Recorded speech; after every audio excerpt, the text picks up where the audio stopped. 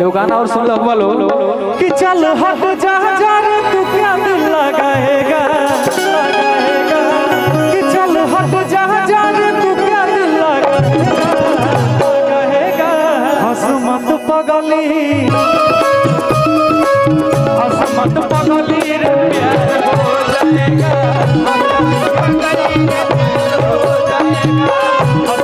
पगली रे प्यार हो जाएगा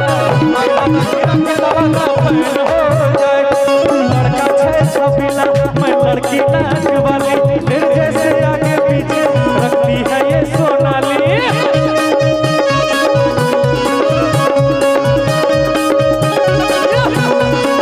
लड़का छे छबीला मैं लड़की नाच वाली तेरे जैसे आगे पीछे रखती है ये सोनाली चल हट जा जा रे तू क्या दिल लगाएगा चल हट जा जा रे तू क्या दिल लगाएगा हंस मत पगली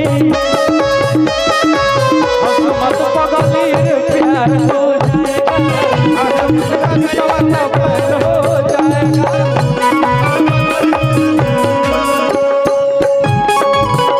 मिथिलेश भाई जी आशु तिवारी बाबा सारे पुरानी बात लालू जी के प्यार में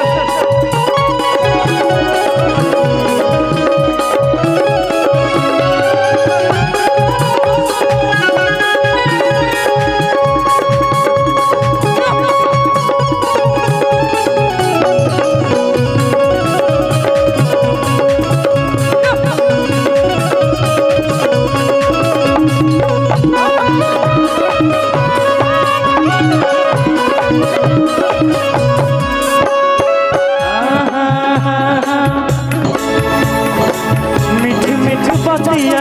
कहके सोना मीठ मीठ बतिया कहके सोना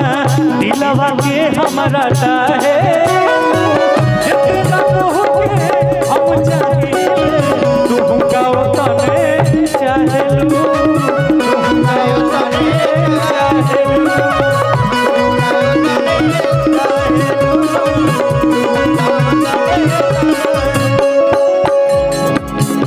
शिल्पी जी गले बड़े तुहरा पे हम जान लुटाई तू जान लुटावे तुहरा पे हम जान लुटाई तू जान लुटावे जितना तुहके हम चाहिए तू गाओ तने चाहे लो तू गाओ तने चाहे